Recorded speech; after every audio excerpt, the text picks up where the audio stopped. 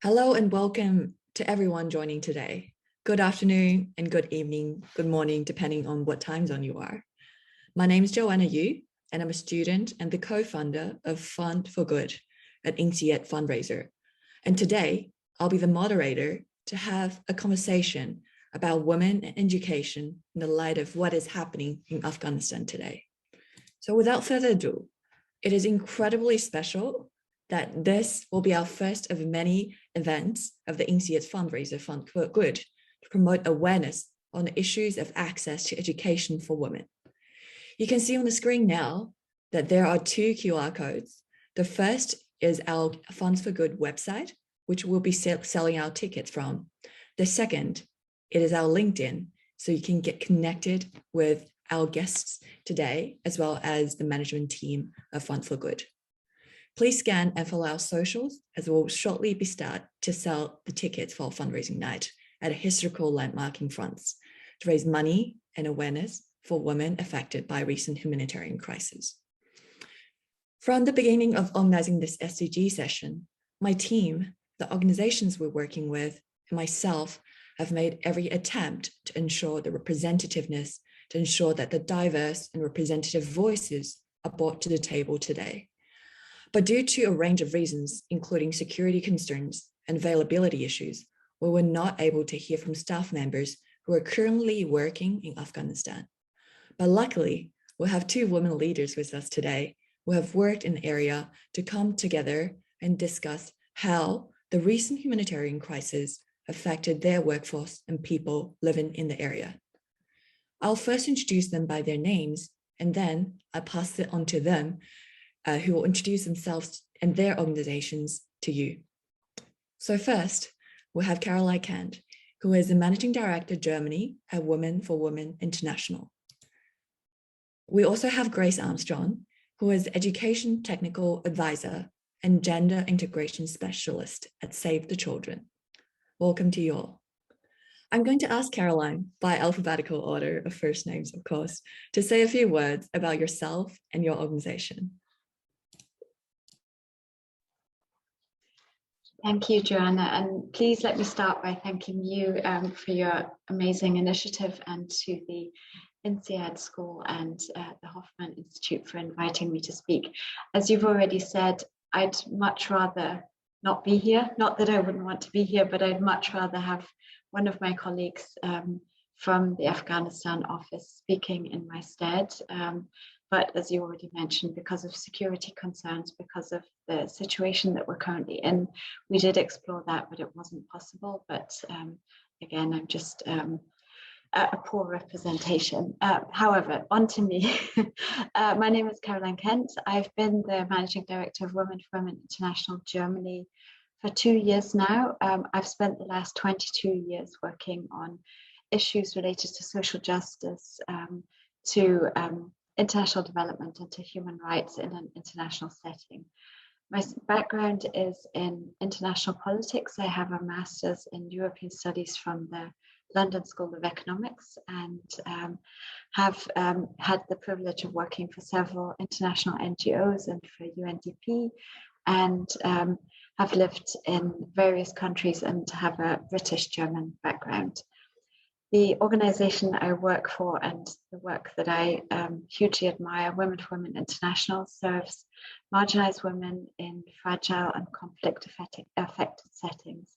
We support women through our core program, Stronger Women, Stronger Countries, in which we support women in learning about their rights, about their health. They learn a marketable skill and basic business skills, and they receive a stipend from us to set up their own business, to earn their own money. And as a result, the women that we serve who have graduated from this 12-year program are in a position in that they can earn their own money. They save 3 times as much as they did prior to joining the program. They come together with other women who have, like themselves, been isolated, been affected by poverty, trauma, and violence, and they have a space where they can thrive and they can work on their own business, because at Women for Women, we believe that the women themselves have the power that lies within them. to rebuild their lives and to shape their communities. I'll stop for now. Thank you. Thank you, Caroline, for being here. And how about you, Grace? Tell us a bit more about you and your organization. Thanks so much, Joanna. Yes, and just to echo what Carolyn said, really excited to be here.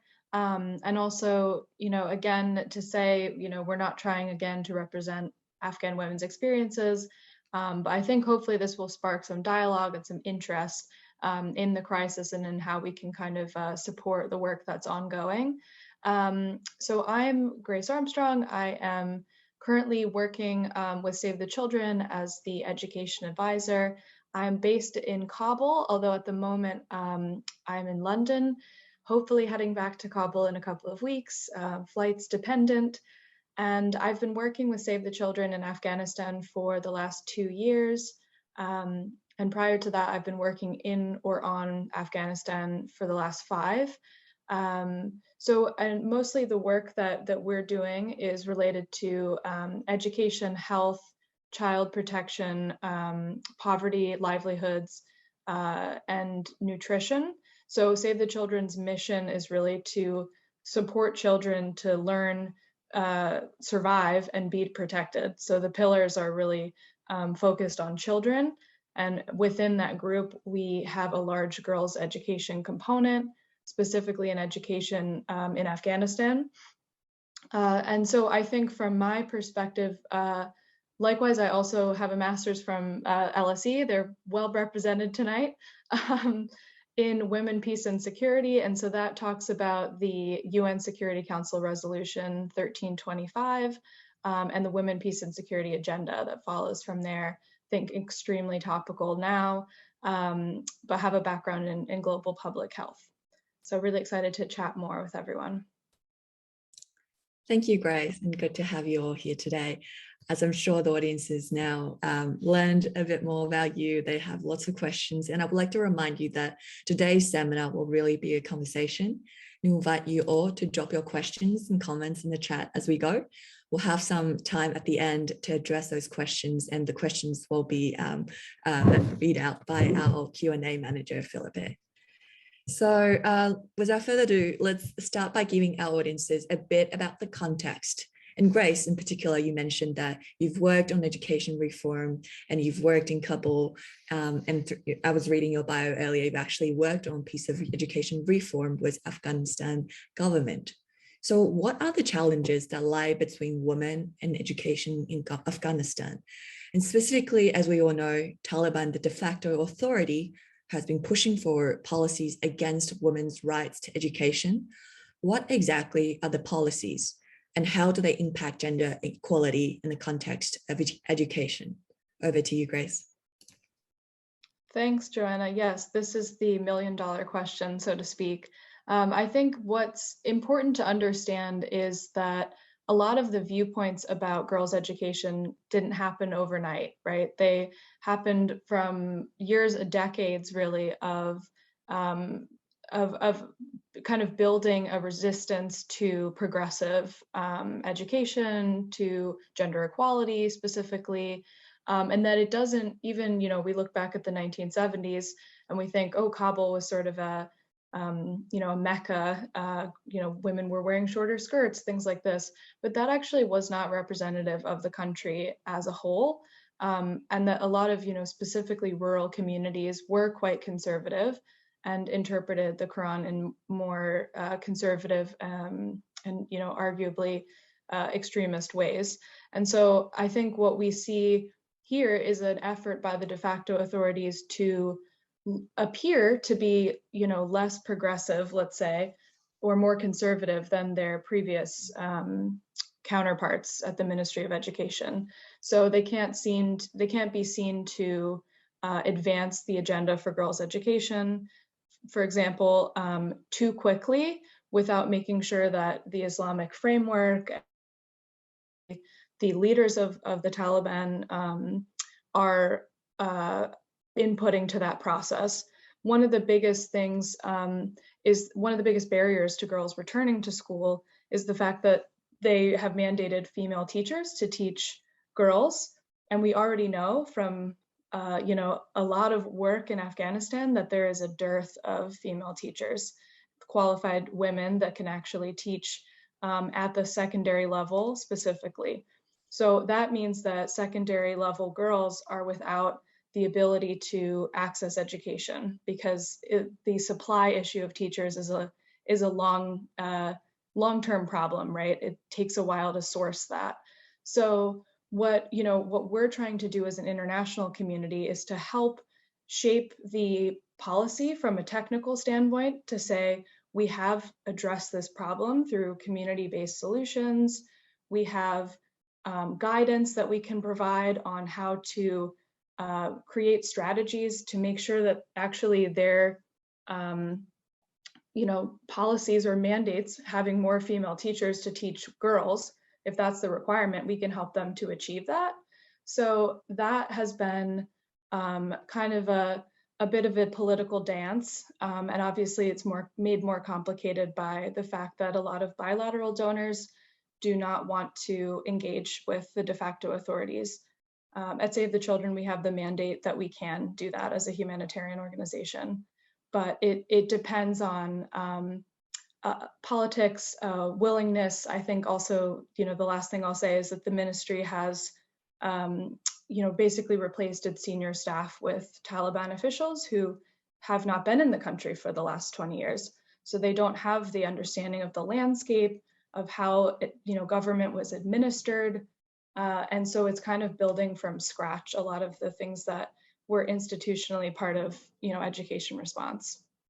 Back to you. Thank you, Grace. That was a super insightful answer to the question. It really taught us to think beyond the surface and look at the roots, which is supply of teachers at secondary level. This is fascinating. Thank you. And now, Caroline, also hearing from your experiences, you've worked towards social justice. It was a focus on gender justice through technology, conflicts, and from a global health lens perspective. So what is your take on the current challenges of providing access to education for women in Afghanistan? Thank you. And just to echo what you said, that was a great insight, Grace. Women for Women, we've been working in Afghanistan for past 20 years, and we have a slightly different approach to Save the Children in that we work predominantly with marginalized women. So that means even for the past 20 years, the women we've been serving have predominantly had very little access to formal education. So just to give you a few numbers, that 95% of the women we've served in the last 20 years have no formal education whatsoever. Over 85% of them have no writing or reading skills, and only 42% of them are numerate as they enroll into our 12-month program. So that means, on the one hand, the challenges that we're looking at right now, aside from the obvious hostile environment with the de facto authorities, that we don't see much of a change in terms of the women that we hope to soon be able to serve again because of our programs currently being paused. That doesn't mean that we don't indirectly contribute to education, and that we don't see it as one of the key pieces in contributing to a peaceful, just and equal society.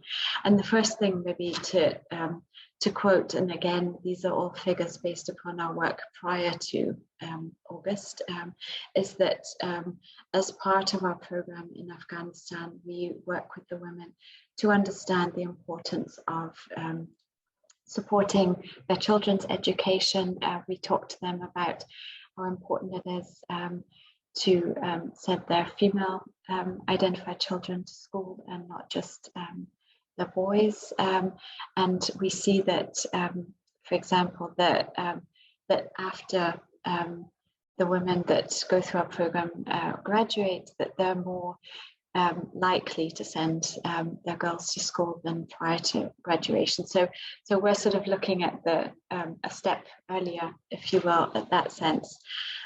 On education in general, I'm not as much of an expert as Grace is, but I do want to share maybe two things. I think, you know, one of my colleagues who was based in Afghanistan, who we have since helped bring out of the country, she said, you know, the beauty of education is you can't take it away. You can't, once you've instilled in someone the thirst for knowledge, the knowledge itself, and also the belief that girls should be able to go to school, that's not something that you can delete. And that's, you know, that really resonated with me, because I thought, you know, that really is something positive. A different colleague told me during one of the calls that we had with the wider team that on the other hand, she'd in the first few weeks after the takeover, she'd been so concerned for her security situation that first she hid her diploma in the bin, and then she was worried that that would still be found, and she ended up burning her diploma. And whilst the knowledge that she has can't be erased, that piece of paper which means something, as you know, we have quite a few LSE graduates, I'd be absolutely mortified if I had to burn my certificates. And so I don't know, no one knows what the future of education is for Afghan girls.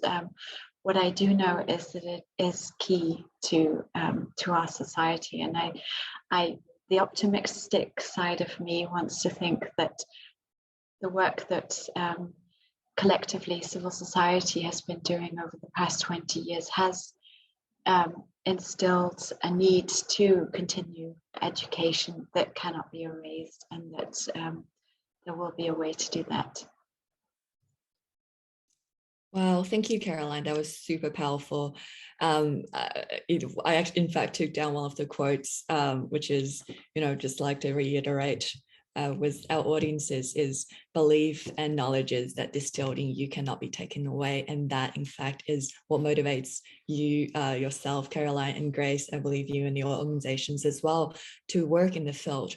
And on another level, we can see that Grace, the organization that Grace worked for, Save the Children, and Caroline works for Women International, they really are addressing different steps of the same problem. You know, as a result of the education systems, Grace is trying to address the girls that's still of, you know, similar age to secondary students trying to get into school, whereas Caroline is addressing the motherhood of these girls, as well as the women who, as a result of the current system, unable to get education, and when they resettle, how to improve their lives, which I think is super important. Just moving on, UN has, as we know, consistently advocated for equal access to education. So what is UN's current approach, including women in education in decision-making processes? Grace, over to you. Yeah, so at the moment, I'm representing sort of the humanitarian coordination. So that's with UNICEF and Save the Children, and I'm kind of a neutral party in that. So I won't speak on behalf of UNICEF, but I will say that you know, there's a lot of this is an interesting time to set precedents, right? If one organization or agency essentially allows people to go back to work, but asks women to work from home, which we've seen happen a lot with UN agencies even in Afghanistan. And unfortunately, what that does is it says to the de facto authorities, we don't need women to be able to do our jobs, that our investments in the country are do not, you know, precipitate or need to have women involved. And that is absolutely counter to everything that we've been working for. And again, I think it's not that women need to be included for the sake of inclusion, it's that you can't have a quality response unless women are there, because in specifically, I think as Carolyn was saying too, there's a lot of the work that we do as Save the Children is reaching out to families, speaking to them specifically. And we know that our male staff cannot go to a house and ask, because of cultural norms, what the mother's opinion is on sending their children to school. That's a huge absolute no culturally. And it's also a safety risk. So I think that makes invisible, right, girls and women's voices, and ultimately says that every response that will be designed will only be serving male needs. And I think that's another thing that is a bit contentious, but we could say, the leaders of business, maybe the leaders of countries, again, are speaking with sort of bilaterally with Taliban leaders. Most of these people are men. How well represented are women and girls in that conversation? This has been something that's been raised throughout the peace process. So the one positive development is that UN Women has put together a sort of task force or advisory group that is made of Afghan women, and they will advise and actually present to the sort of core humanitarian country team. So that's the team that's making decisions at the country level on all of the sectors, including education. So they get to hear directly from Afghan women about what they think. Now, I think there's obviously, further diversification that needs to happen, as we know that not one woman doesn't represent all women's issues, right? In Afghanistan, there's so many different ethnic groups and so many different experiences, especially given a lot of people were refugees, right, in the early 2000s. So yeah, I would say we're finding our feet. And I think that we have to be careful and coordinate across agencies and say, these are our red lines, and we need to move forward with principled action.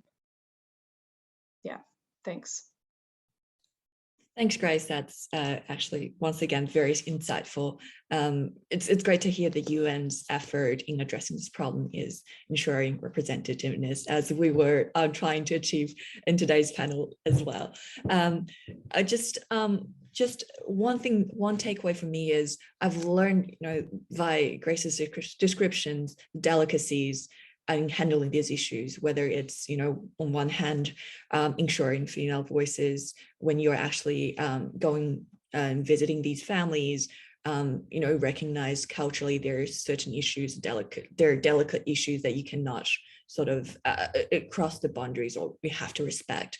And that for me was really interesting and really insightful to hear. Moving on to the operational side of things. So in the next segment, we would like to understand how the policy change that both you, Grace, and Caroline described, as well as the change of governments, would impact not-for-profit organizations in the field. So Caroline, from leadership's perspective, given the current level of uncertainties, what is your priority in Women for Women International's operation? And how do you plan and budget ahead given the current state? Thank you. First and foremost priority, as I would imagine every single civil society organization operating in Afghanistan, is the safety of our colleagues and the women we serve, our partners, their families, their loved ones, and their dependents. And that's what we've been focusing on the past few months as a global organization. We have over 70 local staff. All of our staff are local, based in Afghanistan, and for some of them who are very visible, who are very prominent and are prominently associated with defending women's rights, we've been working with the different governments where we have offices, so in Germany, in the UK, in the US, but also with the Canadian government and the Dutch governments, to help evacuate those who are most at risk, those who have expressed the wish to leave the country, and and have been focusing on that for the past few months, and have been able to get some people out, not all of them, and from asking about the priorities as the managing director here in Germany, our main focus has been working together with other civil society organizations like Save the Children, but also others that are engaged in Afghanistan, advising and holding the governments to account, asking them what they are doing to get the people out. Grace said earlier, a lot of the governments will not yet accept or undertake bilateral conversations, which means that their power is quite limited. But as civil society, we have a different role to play, and we also have a role to play in keeping at the foreign offices and the development offices, making sure that they don't forget the women. The media has already moved on when it comes to Afghanistan, and we can't let the women be forgotten, and the people that we care about. So that's been the major priority in Germany. Our mission is twofold: is to conduct policy and advocacy in Germany on the different realities of the women we serve, and to raise awareness as to their needs, including advising political stakeholders about what those needs are, and fundraising. And because I know it's not, the first and foremost topic, but the work that we're doing to provide support, security, to provide very, very basic support costs money, and that's why we've been using our different sort of channels to raise money. As I'm sure Grace will confirm, the prices have gone up. We're seeing a massive inflation. It's very hard to get money through normal channels to Afghanistan. All of these things, keeping staff in safe houses, finding ways to keep in touch with them, finding ways to make sure that that they have access to food, especially those that can't leave the house. We're hearing from our colleagues that there's a general, in addition to the regime or the de facto authorities, there's a general rise in violent crime on the streets. So all of these things are things that we're trying to support the staff that are there, and our the women we serve and our colleagues, so that they're not left alone, that they're not forgotten. And that's our main priority. Our programs, our programs are currently paused, including our men's engagement program, where we work with male gatekeepers, and we are undergoing the process of doing a formal registration with the de facto authorities, so that we continue to work, that we can continue to work under the new settings. We may need to adapt slightly our program depending on the situation, and I think that is something that we will be doing in very close consultation with the staff, and of course with the women we serve and the needs that are there. I think the main thing is that that we are determined as far as possible to stay there, to continue our work, and to make sure that what we're doing has an impact. Thanks, Caroline. So given Caroline's sharing and descriptions, it is clear to us that for a lot of organizations these days, number one concern is safety of their staff. And we also heard earlier from Grace's introduction that she has worked in Kabul and is planning on going back to Kabul depending on the availability of the flights. So Grace, with your own experiences in personal considerations, how did the current state change and impact you and the operations of Save the Children, and why are you still going back to Kabul? Yeah, I think Carolyn's point that, we're all here to stay and deliver for the most part. How we do that depends on a lot of factors and the size of our organization and our mandate and et cetera. So similar, I think we're reckoning with how many staff have left or no longer work with us. It's not a huge percentage just because it's been very difficult for people to leave Afghanistan. It's very expensive, even if you are sponsored or you have, one of the special visa programs. So we have about 2,000 staff, local staff in Afghanistan. So it's a fairly big number. And one of the priorities for us has been evaluating with the de facto authorities at the provincial level whether our programming can continue and that it can continue along principled lines. And by that I mean, we're adhering to humanitarian principles. So those are, neutrality, impartiality. Essentially, you're not paying the Taliban, or you're not, say if they say please go and give assistance to this family, we're not going to just follow those. We're going to do an impartial, independent assessment. So that being said, we have gone through all of that process at this point and have reopened all of our offices, which is great. It took longer, I think, than some of our donors would have liked in some cases. But again, as Carolyn said, it's all about staff safety. It's about making sure we're not setting precedents for other humanitarian or development actors that then, will limit their ability to be safe and move forward and operate in Afghanistan, because I think that's a big concern. And for me personally, I think, it's interesting. My own reflection has been in the last 2 years in Kabul, the violence has increased, spectacularly. It's become commonplace to have rocket attacks, to go into the safe room, to be concerned that you'll be in the wrong place at the wrong time. I wouldn't say that you as an international person are targeted per se, but it's certainly, it's interesting. And I will say this in the kind of a reflection has been, there have been a few female journalists that are Western. There have been some quite prominent kind of leaders that are women that have come and visited Afghanistan post August 15th and have remarked at how easy it is to move around and how safe it is. And I think that is quite a dangerous statement to make, because I think it's again the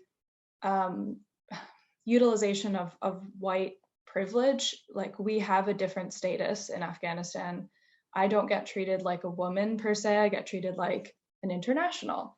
And that, I think, may contribute to what seems like an easier environment for me.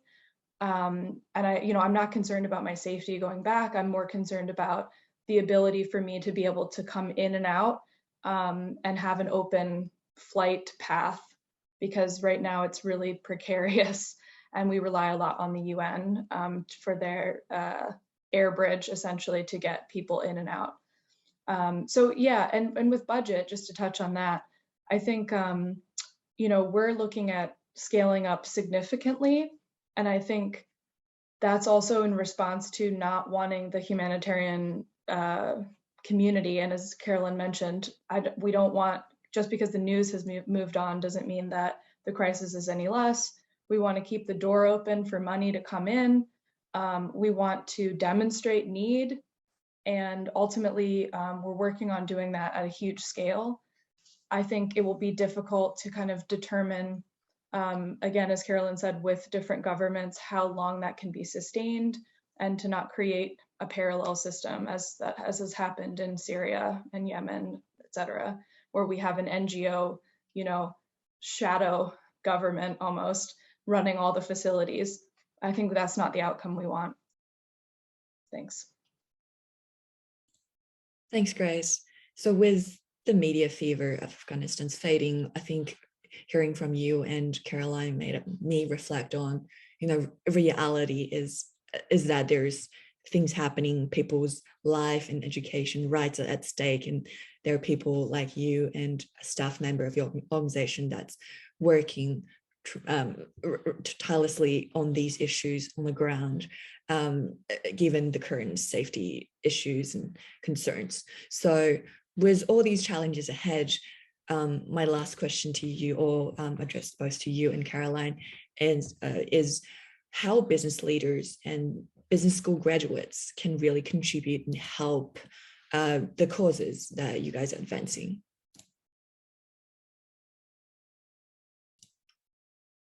Caroline or You Grace? want to go first? Okay, I'll go first, no problem.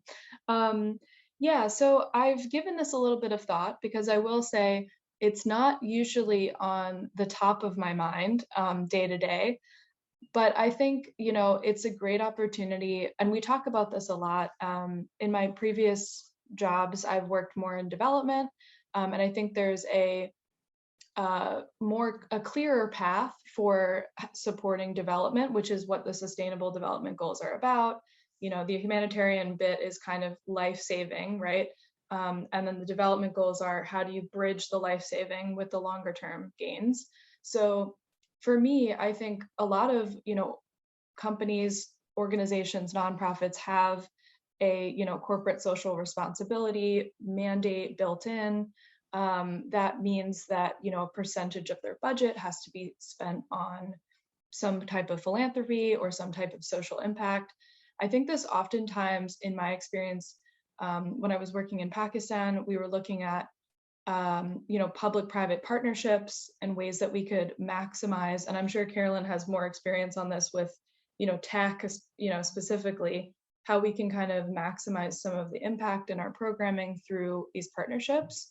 And for me, we saw a lot of companies that said, hey, we really need to spend this money. How do we do it? And then we could come in saying, okay, this is really worthwhile. This aligns with your, whatever your mission is as an organization or business. And it's kind of a win-win situation. And I'd say the other piece is we have this, recent, and hopefully people on the line or on Twitter have kind of followed the news a little bit, but there was that tweet by Elon Musk about questioning, how basically WFP would, use his money, right, to solve global famine. I think that opened up a really interesting debate. I don't necessarily agree with, I won't say how I feel about it, but I think it did open up kind of some need for transparency, right? If businesses do want to involve themselves in the supply chain or in the process of kind of designing programs, we do, as a sector, I think, have to be a little bit more strategic in how they can input. And, I think even at the consumer level, right, we're influencing how businesses respond to demand. So if we keep buying Amazon, Amazon's going to keep sending packages, right? And there's no incentive to change. So I think there is, pieces in our supply chain, everything up to how we kind of budget and our business model that could impact, how we kind of develop as socially conscious people. So I'd love to, get questions on that, but I'll turn it over to Carolyn.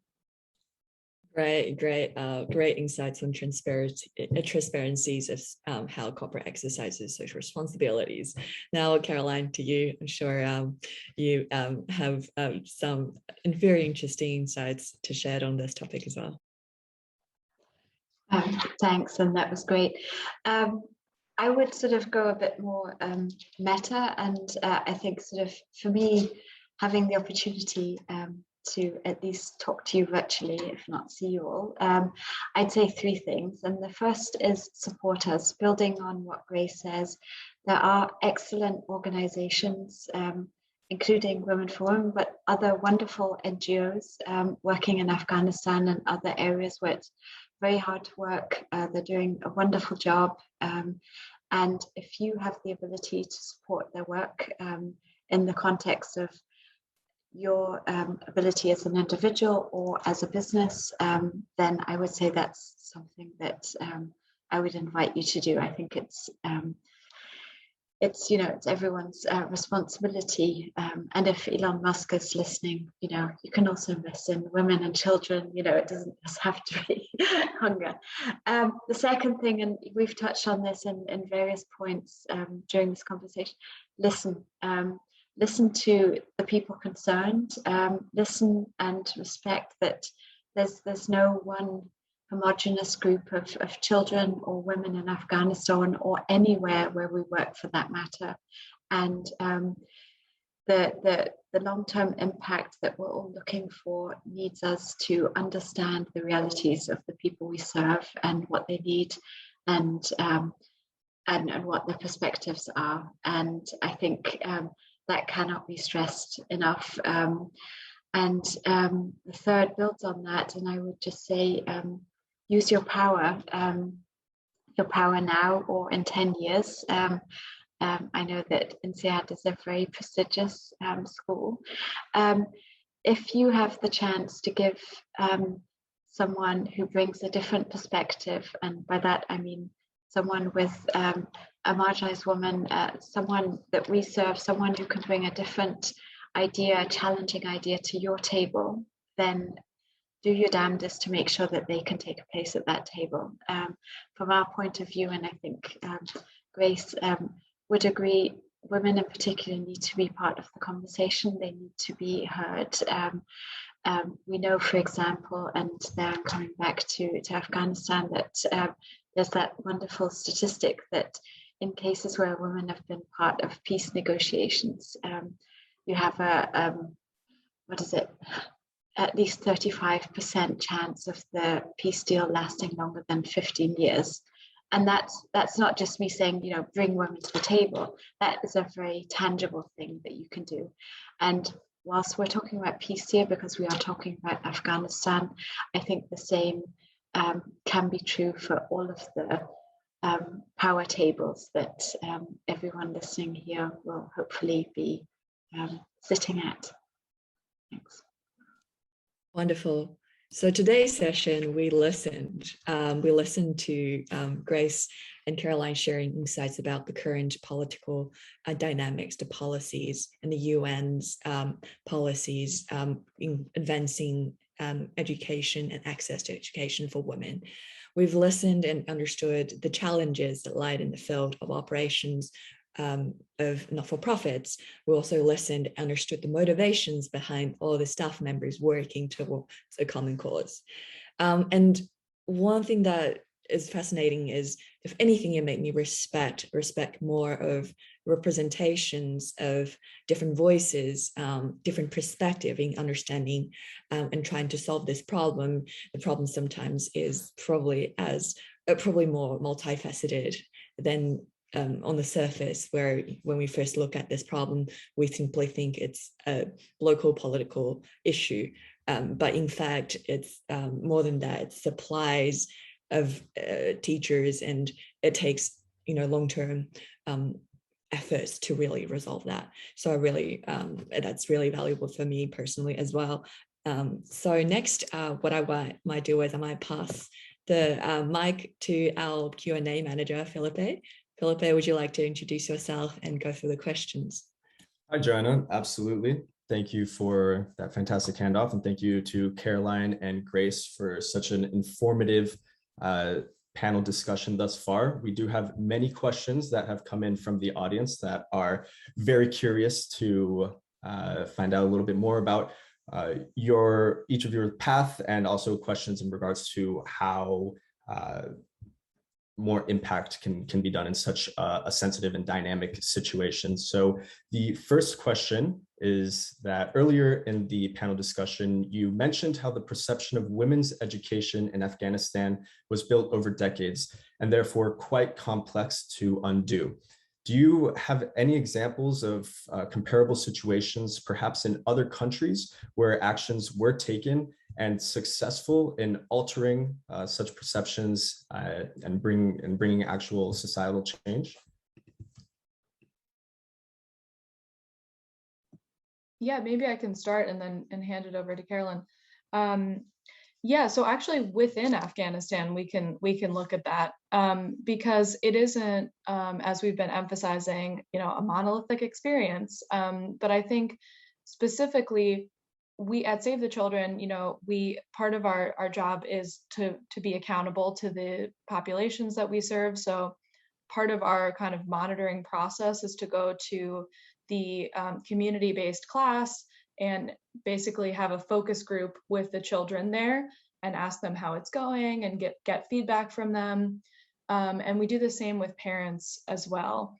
And what a lot of the feedback we get when we first kind of come into a community and kind of sensitize them to what we're doing is, yeah, I wouldn't, I'm not supportive of sending my girls to school. And then we work more with them, and over, let's say, 3 to 6 months even, and then you look at a longer term, maybe 3-year program, that attitude has completely changed. Because again, I think what we're all trying to do is, and Carolyn, I think you made a good point when you were saying, I would hate for my diploma to be burned. Like, these are human experiences, right? If you've had a belief that you don't have any experiences to kind of counter it, you don't understand the value of girls' education, right? You think that this is the only way. If you're given concrete evidence, and you're also given religious backing, because in the Quran, it's very clearly, it's like, to be a good Muslim, you have to be educated. Like, that's part of the Quran. So if you're using that and you have people that are coming in as religious scholars, as people that work for Save the Children, for example, that really understand the culture, just over time, people see the benefit of their daughters attending school. They see the value of it, and they're much less likely to get married at an early age. That's just how that works. So I think it's possible to do it within the culture that we're talking about. And I think there are examples of that in every country. But Carolyn, please add something if you have experience. No, I think, I would just echo everything you said. Perfect. Fantastic. Thank you for that very insightful answer. And tailing off of that, this is in regards to Caroline and the work that Women for Women International specifically does. Could you describe to us the impact that education has had in the process of refugee resettlement for women? Perhaps any stories that you are willing to share?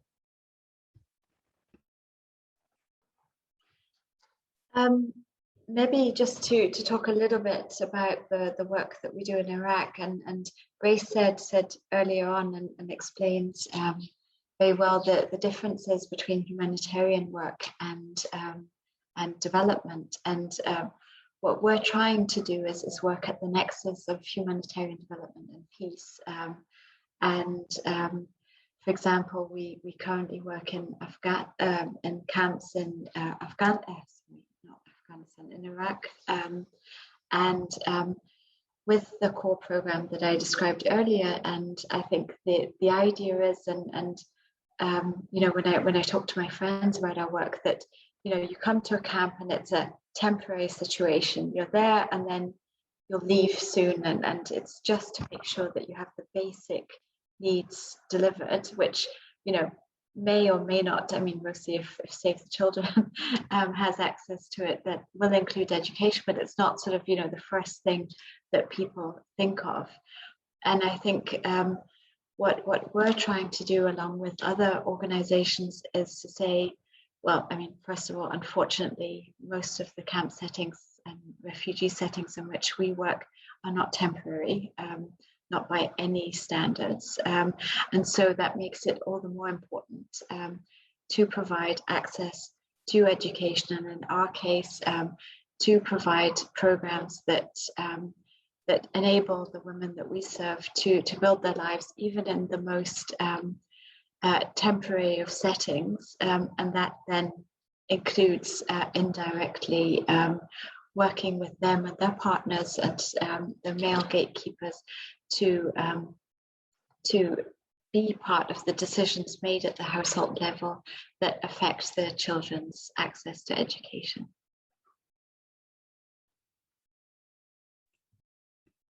Yeah, thank you so much for that answer and giving us and our audience a glimpse into the tangible work and that is going on not just in Afghanistan, but with the refugee crisis around the world. So I'd like to teeter back to Grace here. So in regards to being based in Kabul, could you tell us a bit about your personal journey and how you came to work in the field and what motivated you to pursue this role? I think this is a question my mother would ask as well. So it's a good one. I've answered it before. Yeah, so I guess my initial probably started in, I'll go back to the beginning, but it probably started, in high school. I was lucky again to have an education that exposed me. I'm American, so I was educated in the US, but I was exposed to opportunities where I could, work at my part-time job and then fund a trip with a class to Costa Rica or to Germany and learn about another culture. And for me, there was no more exciting thing. I really love languages. And so going into that in university, I went to a school that was very focused on direct experience. And it was in Washington, D.C., the George Washington University. And it gave me an opportunity to work with, practitioners as professors who then exposed me to internship opportunities that, were unpaid. So it was challenging in that sense. I think that's an ongoing issue, but ultimately gave me the opportunity to kind of feel my way through. And my first job was right out of university.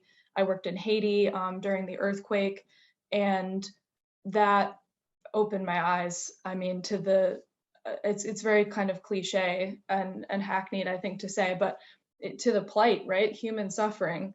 And I thought I need to be a part of the solution. And for me, education was a way, because to me, education is the building block for all things.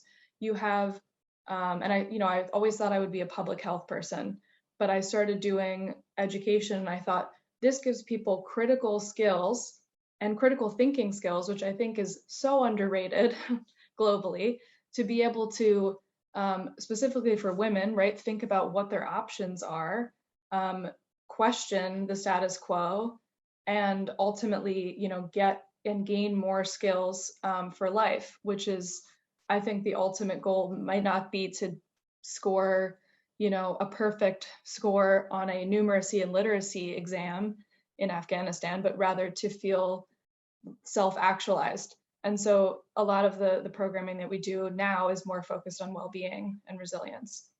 So in Kabul, yeah, it was kind of a chance thing. I've always been interested in Afghanistan.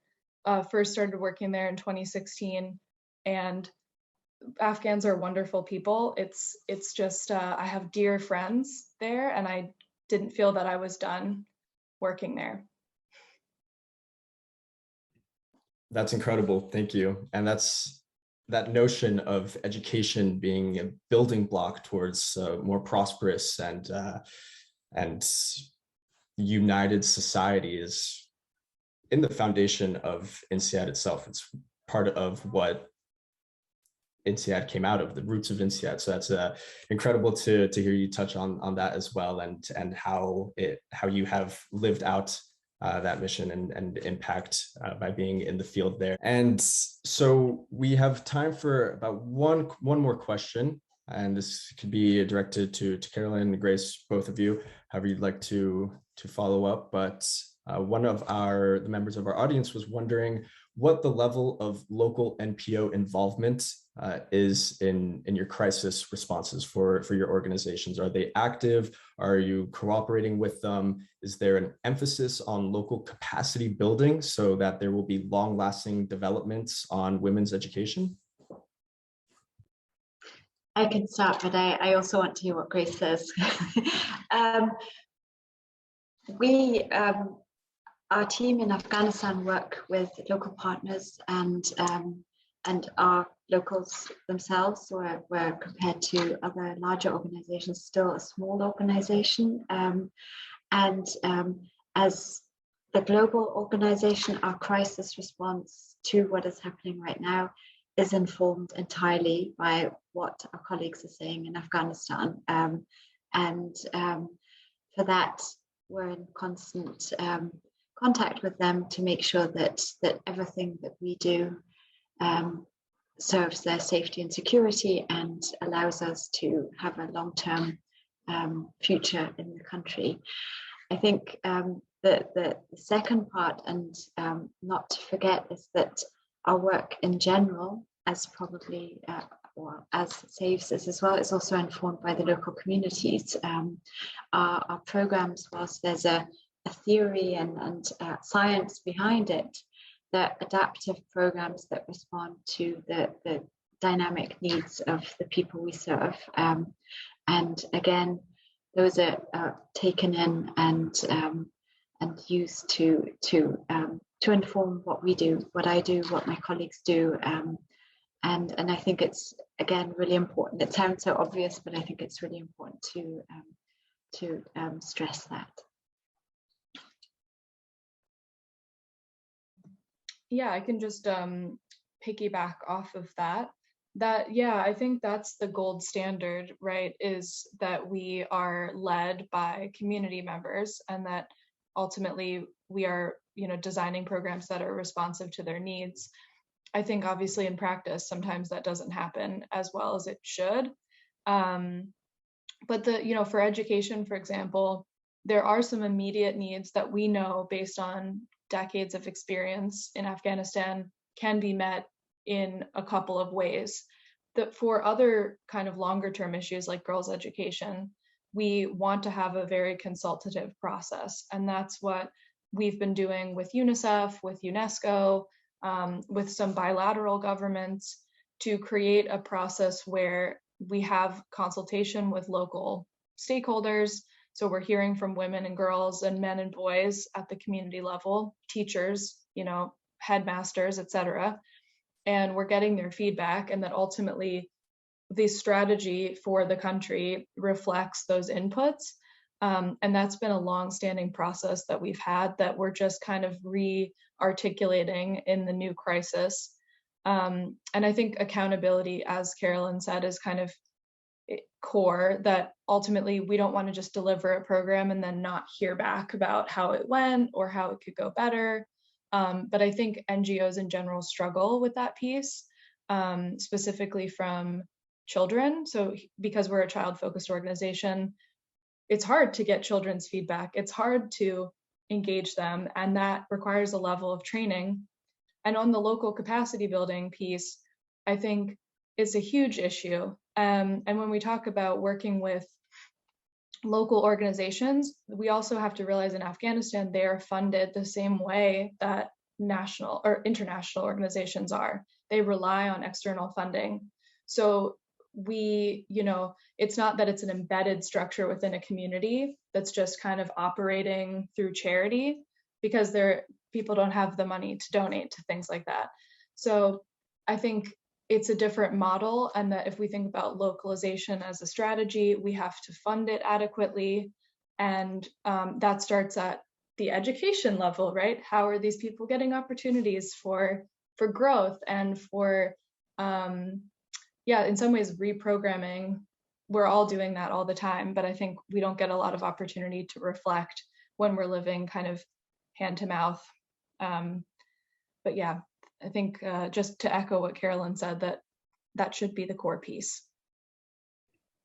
Absolutely. And thank you so much. Unfortunately, we are out of time. This is a topic and a conversation that I feel we could spend hours discussing, especially with our two phenomenal panelists. And so wanted to thank you on behalf of the MIM Gala Funds for Good team, as well as our audience at large, for your time spent discussing this topic and sharing with us your insights and your backgrounds and such. So with that being said, thank you everybody for joining. And if you are in Fontainebleau, please do not miss this is for your sake, the exhibition of primitive arts, the Sahara, Human Adaptability and Climate Change. It is a live exhibit in the INSEAD Fontainebleau campus that is going on from 8 to 10 p.m. Paris time tonight. That is the last event of the SDG week. And with that being said, please take 2 minutes of your time to share your feedback with us on what you thought of the panel discussion today and how it went. And if you are feeling more implied to share your thoughts, go ahead and tag us on social media here. And please scan the QR code. Our donation site is live. That is MIM Funds for Good fundraiser. And that is all. Thank you for your time. Thank you. Good evening and good morning. Good night. So much. Thanks for being here. Thank you. Take care. Thank you. Take care.